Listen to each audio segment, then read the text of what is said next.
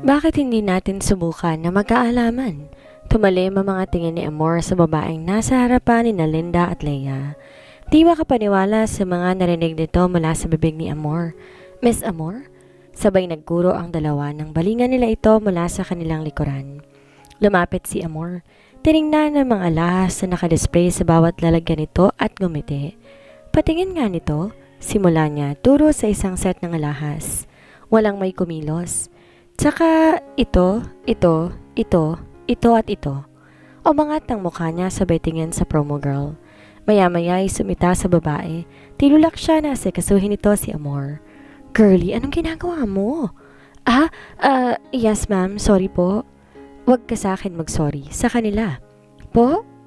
Umingi ka ng patawad sa kanila sa ginawa mong paninira ng puri sa publiko. Nagkamali kami, oo. Ni naman kasi namin alam na bawal pala sa loob ng jewelry shop na ito ang stroller ng bata. Sana nagsabi na kayo bago pa kami pumasok kanina, di sana aware kami ano? Tsaka yung ginawa mo sa kanila kanina, alam mo bang pwede kitang kasuhan? Nakita ko simula't hanggang ngayon kung paano mo pahiyain tong mga ate ko. Kaya kami pumasok dito para bumili, hindi ba? Hindi para mag-window shopping lang. I have my reservation to your general manager for your information, miss. Pero dahil sa ginawa mong paninira ng puri sa mga ate ko, nagbago ng desisyon ko. Naputol ang paninermo ni Amor sa isang promo girl nang biglang dumating ang general manager ng jewelry shop. Di nagawang lumingon ni Amor bagkos na natili siyang nakatayo at diretsong tingin sa harapan. Mrs. Montenegro, what's happening here? Tumungo sa harapan ng lalaki. Magilaw na nakangiti sa harapan ni Amor, naghihintay ng kasagutan o naghihintay kung sino magsasalita sa kanila. Maya-maya bumaling ang lalaki sa promo girl at nanlaki ang mga mata sabay kibit balikat. Ano po kasi sir? Kakancel ko na yung reservation ko. Magpa-reschedule na lang ulit ako ng reservation ko kapag inayos na ng sales lady na itong pag-uugali niya. Hindi alam ng general manager ang nangyari kaya wala siyang ideya. What? I don't understand, Mrs. Montenegro. Sumeryoso ang mukha ni Amor nang humarap ito sa general manager ng jewelry. Bigyan niyo muna ng disciplinary action ang promo girl ninyo bago isalang sa pag-entertain ng customers. Huwag maging bastos at manliit ng kapwa-tao. Again, paki-seminar muna ulit ang promo girl ninyo. Tsaka naunang umalis si Amor, palabas ng shop. Sumunod sina Leia at Linda na tulak-tulak ang stroller ng bata. Sumama ang tingin ng general manager sa kanyang promo girl. Sumenyas to na habulin si Amor. At humingi ng tawad. Anong tinatanga-tanga mo dyan? Malaking kliyente ang binangga mo, kausapin mo. Nataranta ang babae. Dali-daling hinabol si Amor, ngunit si Amor na mismo ang lumingon. Napatigil ang babae. You don't have to chase me. Hindi magbabago ang desisyon ko. Next time, don't judge the book by its cover. Do not mistreat your client, miss. Nilingon ni Amor ang general manager. I'll talk to you next time. Saka niyaya ni Amor sina Linda at Leia. Nakasunod naman sa likuran si Mario, bitbit ang bag ni Amor. Sorry, Miss Amor. Mahinang saad ni Leia. Sorry saan? Wala kang kasalanan, saka hindi lang naman silang may jewelry shop dito sa mall. Napatungo si Leia. Napangiti si Amor, saka inangkla ang braso niya kay Leia. Kain muna tayo, pagkatapos may pupuntahan tayong jewelry shop. Ha? Paano yun? Hindi ka naman nakapag-reservation. Tsaka wag na lang kaya, Miss Amor, nakakahiya na kasi. Wag mo nang isipin yon. Tara na, kain muna tayo. Tsaka dinala ni Amor ang tatlo sa isang fine dining restaurant at doon nagpalipas ng oras pagkatapos ng mga itong kumain ng tanghalian. Naisipan din ni Amor na mag-take out ng pagkain hindi para sa kanya kundi para sa pamilya ni Mario. Tara na sa susunod na destinasyon. Masayang wika ni Amor. Hindi ba bawal ang stroller doon, Miss Amor? Tanong naman ni Linda. I don't think so, pero itatanong natin. Nang nasa bukana na sila, kaagad silang sinulubong ng isang babae. Miss Amor, dito po tayo? Magilaw na wika nito. Maraming salamat. Akman nang papasok si Amor nang maalala ang stroller ni Amber. Pwede ba to sa loob? Aware lang naman kami, baka kasi hindi po pwede eh. Tsaka tinignan sina Leia at Linda. Pwedeng-pwede po. Halina po kayo at naghihintay po si Madam Era sa office niya. Nagkatinginan sina Linda at Leia. Samantala si Mario hindi na nagulat dahil alam na niya ito. Mario, sino si Madam Era? Pabulong ni Leia. Mama ni Sir Lucas. Ha? Shh! Boses nyo. Sorry naman, di kami na oryente. Sumenyas naman si Mario na pumasok. Tahimik naman ang dalawa na nakasunod sa likuran ni Amor habang tulak-tulak ang stroller kung saan naroon si Amber. Giniya sila ng babae hanggang sa makapasok ang mga ito sa opisina ng nasabing madam. Ma, pasensya na po sa abala. Lumapit si Celeste, humalik sa pisngi ni Amor. Mayay dumulog ito sa apo at kinarga kahit tulog ang bata. Hinalikan sa paa ang sanggol. No worries. Katatapos lang din ang meeting ko with my staffs. Anong nangyari at biglaan kayong nagawi dito? Mahabang kwento po, pero maraming salamat dahil nandito ka ngayon. May kailangan po kasi ako eh. Tell me anak. Bibili ako ng jewelry set, ma. Huwag mong tanggihan ang bayad ko ha. Business is business tayo ngayon dito. Para kanino ba? Dito tayo sa labas. Tingnan mo ang mga koleksyon namin kung may gusto ka dyan. Giniya ni Celeste sina Amor palabas ng opisina. Dumulog ang mga ito sa nakadisplay ng mga alahas at nagtingin-tingin. Tingnan ninyo ang mga koleksyon namin. Para kanino ba? Para po sana sa mga taong may mabubuting puso, sina Ate Leia at Ate Linda po. Idadamay ko na rin ang asawa ni Kuya Mario. Napangiti sina Leia at Linda habang si Mario ay nagulat ang reaksyon. Pumalag si Mario ngunit hindi na ito nakapagsalita nang si Celeste na mismo ang nagsalita. 50% discounted para sa mga mababait na taong katulad ninyo. At dahil maalaga kayo sa aking pinakamamahal na apo, bigay ko na yan sa inyo. No buts, Amor. Don't worry, I got you dear. Maraming salamat po, Madam Celeste. Labis-labis na ang tuwa ng dalawa. Malaki ang respeto ng mga ito sa ina ni Lucas dahil simula pa lang na nagtrabaho sila kay Lucas, hindi na nawawala ang mga ito sa listahan ng ina na mabigyan ng regalo. Maraming salamat ma, I owe you big time. Always choose a person who gives you respect because respect is more than anything else. You're welcome ladies. Magilaw na wika ni Celeste at sa kaniyakap ang apong si Amber. Magilaw na nakangiti si Amor at saka binalingan si Mario. Kita rin sa reaksyon ng mukha ang labis na kasiyahan. Kinagabihan, halos ayaw hubarin na Leia at Linda ang alahas na niregalo sa kanila ng isa ni Lucas sa kanila. Napapailing na lang si Amor habang karga ang anak na si Amber. Habang si Lucas ay abala sa kanyang laptop, nasa lobby ang mga to at masayang nagkukwentuhan. Napabaling si Lucas sa dalawang magkapatid saka nag-cruise ng braso. Les, Linda? Tawag ni Lucas sa kanila. Sir Lucas. Nagkuro ang dalawa at saka dali-daling lumingon sa lalaki. Halinga muna kayo rito. I need your opinion about those applicants in my new shop. Lumapit ang mga ito. Maya-maya ay pinakita ni Lucas ang bawat profile ng mga aplikante sa kanila. Kilatisin ninyo ng mabuti kung sino sa kanila ang nararapat na kunin. 30 applicants are needed. Kami talaga, Sir Lucas? Wala kaming alam sa mga profile ng mga aplikante na yan. Tsaka appearance pa lang mataas na yung standards nila. Wika ni Linda. Tanga. Kaya nga tayo kikilatis dahil alam ni Sir Lucas na marunong tayo magbasa ng ekspresyon nila eh. Binatuka ni Leia ang kapatid. Napangisi to kay Lucas nang napailing ito. Ay, sorry naman. Pero kung sa akin lang ha, dito ko sa kanila. Ito si tatay, no age required naman. Kaya kung kaya niya pa naman magtrabaho, kunin mo na Sir Lucas. Saka tong si ate girl, college student, ibig sabihin part-time job hanap nito. Aral sa umaga, trabaho sa gabi. At itong si Pogi, hire mo na yan Sir Lucas. Kesa naman pag-alagali yan eh, baka marulong pa sa pinagbabawal na gamot. At itong single mom na to, may 2 anak na pinapaaral sa elementary. Hindi rin biro maging isang single parent. May punto ka, Linda. Same tayo ng iniisip. Pero ang tanong, mapagkakatiwalaan ba? Malalaman naman yan kapag nasa aktual na trabaho na sila. Hindi ko sinasabi na paniinan ha. Siyempre, magmasid tayo. Maglagay tayo ng forum box kada table para sa mga customers na voluntaring magsasalita ng kanilang opinyon. Ganun. Nakikinig lang si Lucas at Amor habang nagkakatinginan ang mag-asawa. Sunod-sunod na tumatango at napapangiti na rin. Maraming salamat sa inyong mga opinyon.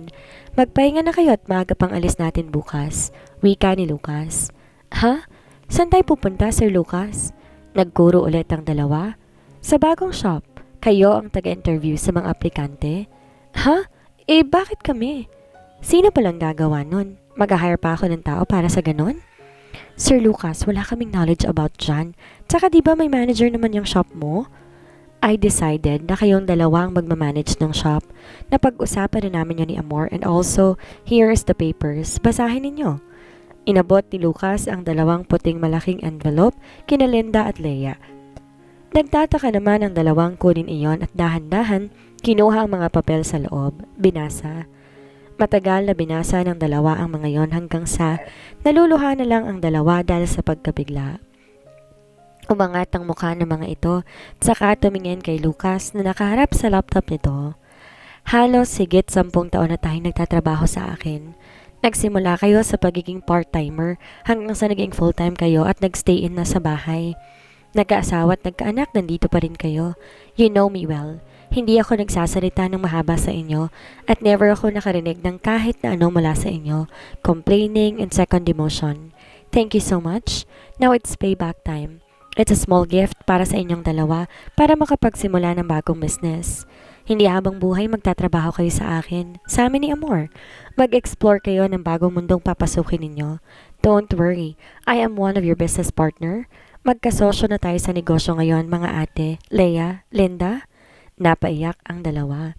Hindi alam ang mga sasabihin dahil sa pagkabigla at malaking sorpresa sa kanila ni Lucas.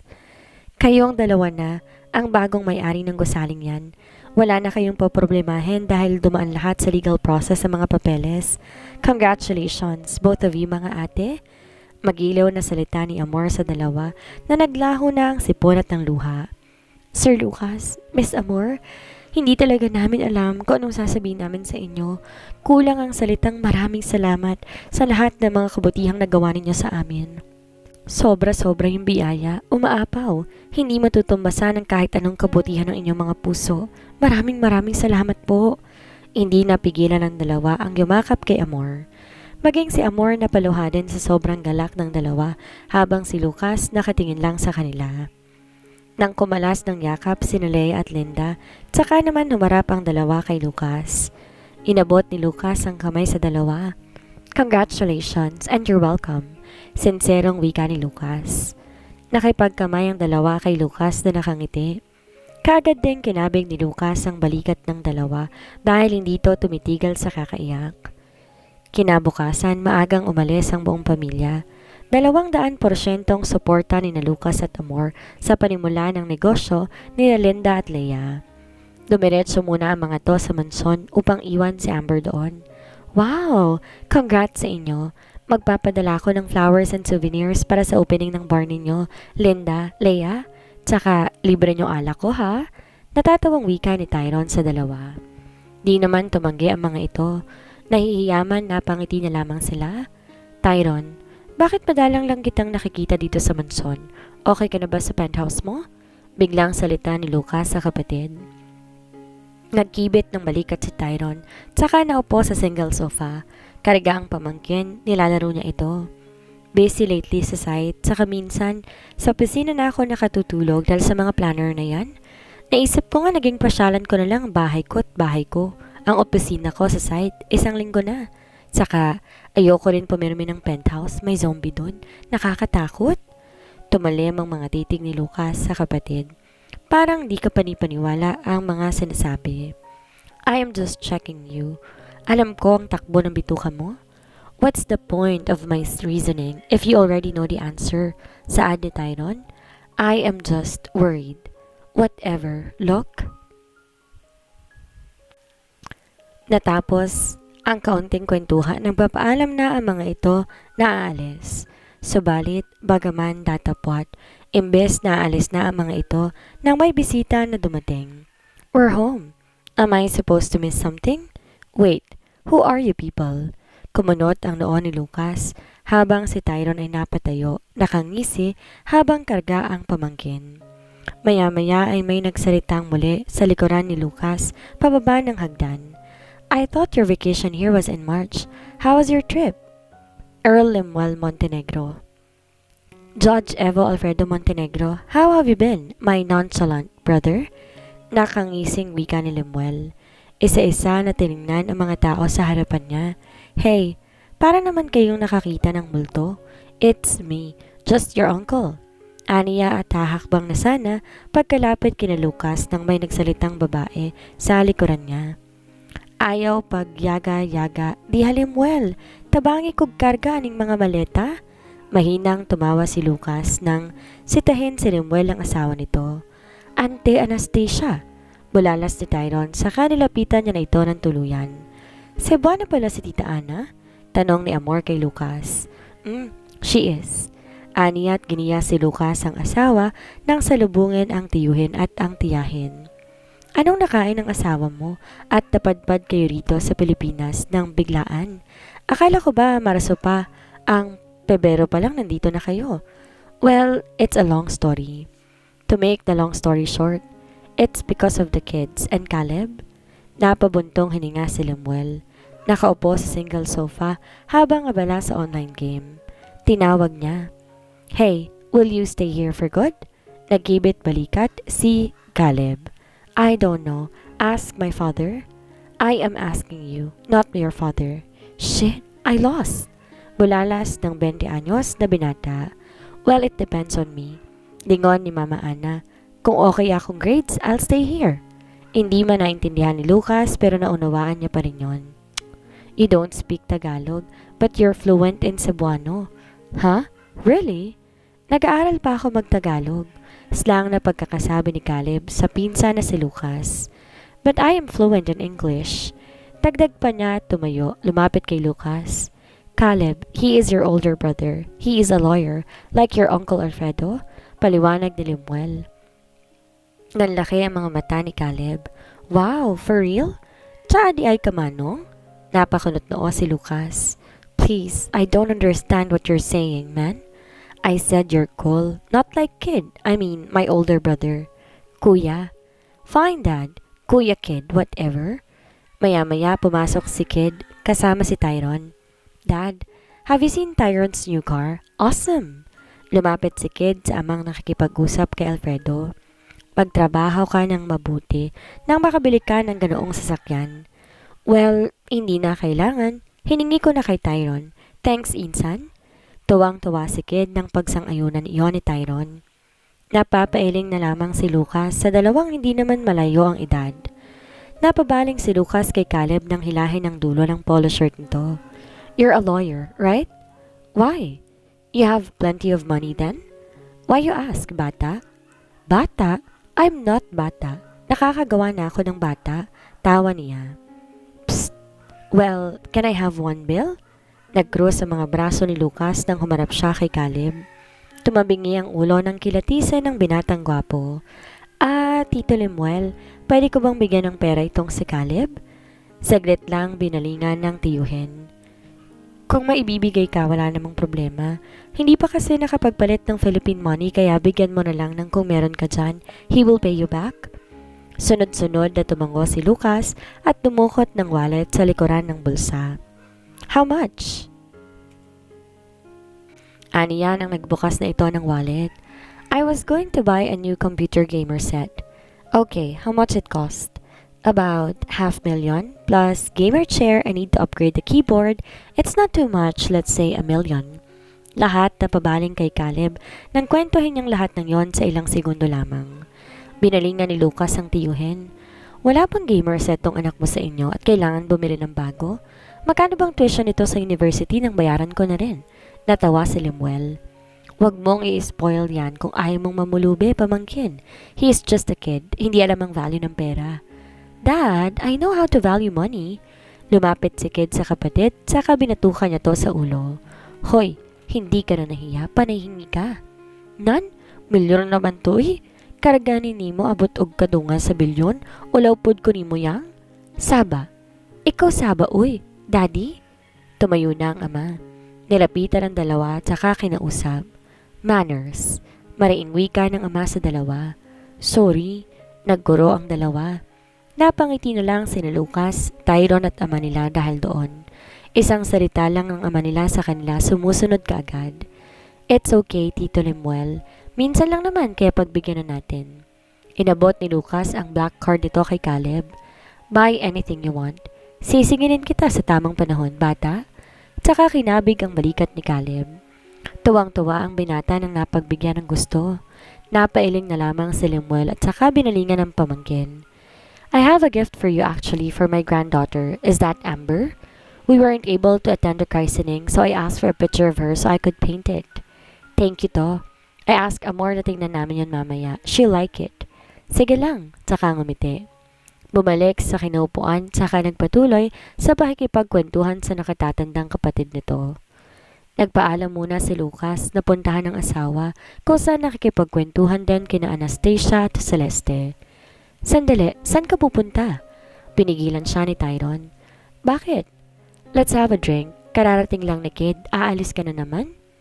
Bibisitahin namin ni Celeste ang pwesto ni Leia at Linda. If you wanna come, much better. I need your opinion. Nagkatinginan sina Kid at Tyron. Let's go? Let's go. Akma nang aalis sa mga ito nang biglang may nagsalita. Banpud ko. Where are you guys going? Si Caleb, hindi rin nagpaiwan. Imbes sasama pa si Amor, nagdesisyon tong magpaiwan na lamang. Napapatangan na lang si Leia at Linda dahil hindi makapaniwala na may kasama silang bago sa kanilang mata. Your name? Me, Leia, and this is my sister, Linda. Nasa backseat ang dalawa habang nagpapakilala kay Caleb. Hindi na humiwalay ang gwapong binata kay Lucas. I'm Calebre Labrador, Montenegro. Just call me Caleb. Napatingin si Lucas sa rear mirror. Sinilip ang reaksyon ng dalawa. Anak siya ng tito ko, kapatid ni Daddy. First time niya dito sa Pilipinas, nagsasanay pang magtagalog, fluent sa English, Cebuanong second dialect niya. Paliwanag ni Lucas sa dalawa. Who are they, by the way? Business partners. Namanghana naman ng binatang gwapo. Wow, amazing! Actually, I have my business too. I have a small bar in Las Vegas. Shh, it's a secret. Well, it's really small, like a snack bar in the morning and a drinking spot with an acoustic band at night. Dada Earl doesn't know that because he really thinks of me as young and ignorant. As a student, studying at the university, he thinks I'm just studying. Napangisi si Lucas. I knew it. Mahinang saad ni Lucas. Huh? How? Just, I knew it. Keep it up. Napangiti si Caleb. Mayay may kinuha sa bulsa ng leather jacket saka inabot kay Lucas. Here, ang black card niya. Why? Just nothing. I'm just testing you if you're really giving me. Take it, as I said. Buy anything you wanted. It's okay. Napatitig si Caleb sa black card ni Lucas. If you have this, does that mean you also have an American Express Centurion card? Kinilatis ni Caleb ang card. Meron. So, you are a multi-billionaire then? Napangisi si Lucas habang nakikinig lang ang dalawa sa likuran. The billionaire's lawyer. Sambit pa nito at napangiti ng tuluyan.